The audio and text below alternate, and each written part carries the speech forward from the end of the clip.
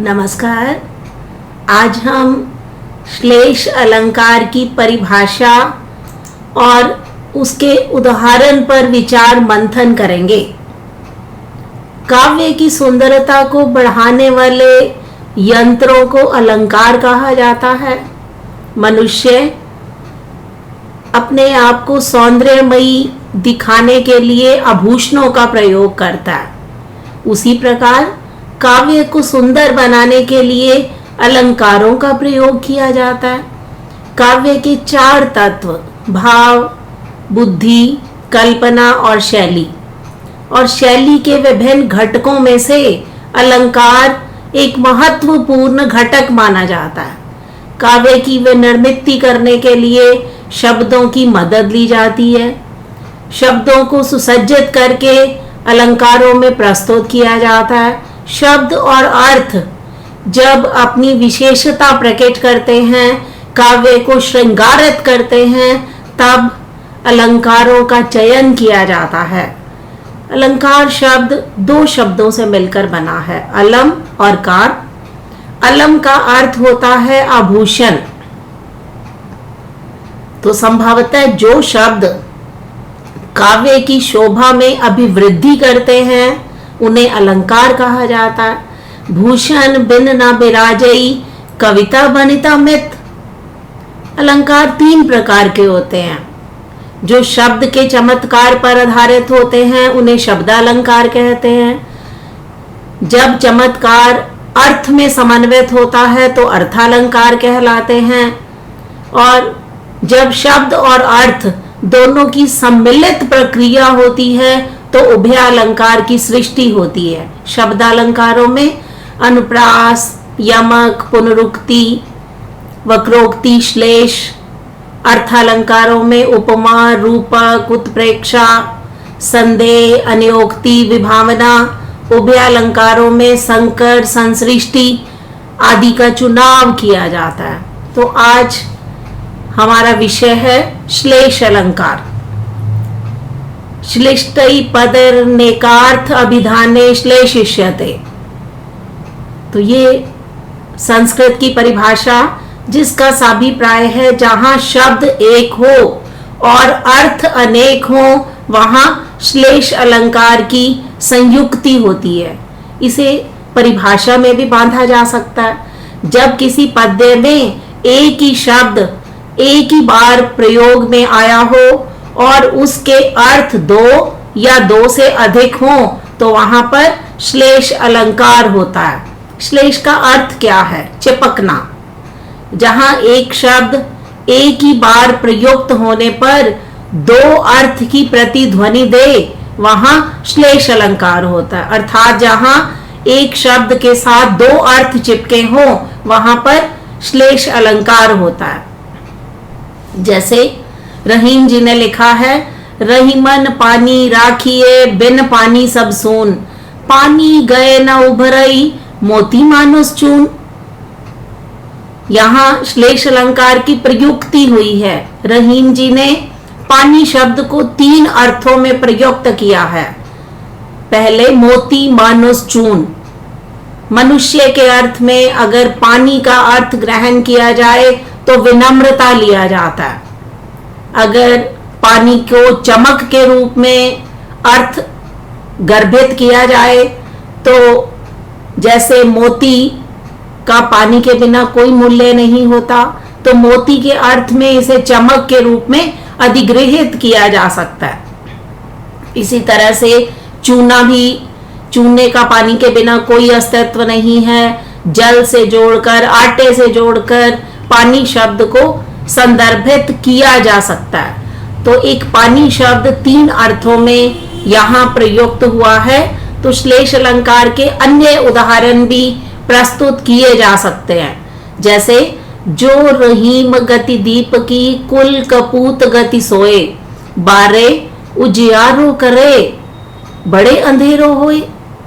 तो रहीम जी ने यहाँ दीपक और कपोत्र इन दोनों में समानता प्रतिबिंबित की है। बारे और बड़े, ये 2 शब्द श्लेष अलंकार के उदाहरण हैं। इसमें दोनों में दो दो अर्थों की प्रतीति होती है। पहले जो बारे शब्द है, अगर दीपक के संदर्भ में उसको ग्रहण किया जाए तो बारे का मतलब है जलाने पर। अगर कपुत्र के रूप में ग्रहण किया जाए तो बचपन के रूप में, बारे बचपन से संदर्भित है। इसी तरह से बड़े, जैसे जैसे दीपक की लौ बढ़ती है तो वो बुझने के कगार पर पहुंच जाती है, तो दीपक को बड़े के रूप में बुझने से संदर्भित किया गया। और कपोत्र जैसे जैसे बड़ा होता है वैसे वैसे उसके लक्षण दिखाई देने लग जाते हैं। तो दोनों अर्थों में ही यहाँ श्लेष अलंकार प्रतिध्वनित होता है। इसी तरह से एक अन्य उदाहरण है, जो घनीभूत पीड़ा थी मस्तक में समृति सी छाई, दुर्दिन में आंसू बनकर आज बरसने आई। यहाँ अगर स्पष्टीकरण देना चाहूं तो घनीभूत शब्द से यहाँ दो अर्थों की प्राप्ति होती है। पहला अर्थ मनुष्य का मन है, और मन जब दुखी होता है तो उसमें से अश्रु प्रवाहित होते हैं। तो यहाँ दुर्दिन जो शब्द है वो वास्तव में बुरे दिन को संदर्भित करता है, और घनीभूत शब्द मनुष्य के मन का प्रतिबिंबन करवाता है। और अगर हम दूसरा अर्थ लेना चाहे तो जैसे मेघ, बादल, जब उनमें पानी इकट्ठा हो जाता है तो वो बरसने के लिए लालायित हो जाते हैं। अगर दुर्दिन शब्द की व्याख्या की जाए तो यहाँ बारिश के दिन। तो दुर्दिन शब्द दो अर्थों में यहाँ प्रतिध्वनित हुआ है। इसी तरह से अगला उदाहरण है, यह दीप अकेला स्नेह भरा, इसको भी पंक्ति को दे दो। यहाँ स्नेह के दो अर्थ ग्रहण किए जा सकते हैं। स्नेह तेल से भी संबंधित है और प्रेम से भी संदर्भित है। मधुबन की छाती को देखो, सूखी इसकी कितनी कलियां। यहाँ कलियों के खिलने से पहले फूल की दशा कली के रूप में, और यौवन से पहले की अवस्था, इन दोनों को सूखी के रूप में और कलियों के रूप में अभिव्यंजित किया गया है। श्लेष अलंकार के दो भेद माने गए हैं, एक है अभंग श्लेष और दूसरा सभांग श्लेष।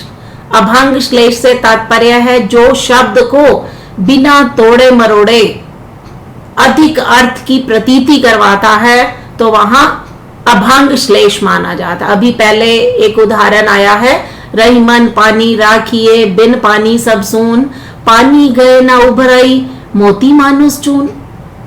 मनुष्य के रूप में, मोती के रूप में, चूने के रूप में पानी शब्द को व्याख्यायित किया जा सकता है। फिर हम आते हैं सभांग श्लेष, जहां किसी शब्द को तोड़कर दो या दो से अधिक अर्थ की प्रतीति होती है तो वहां सभांग श्लेष माना जाता है।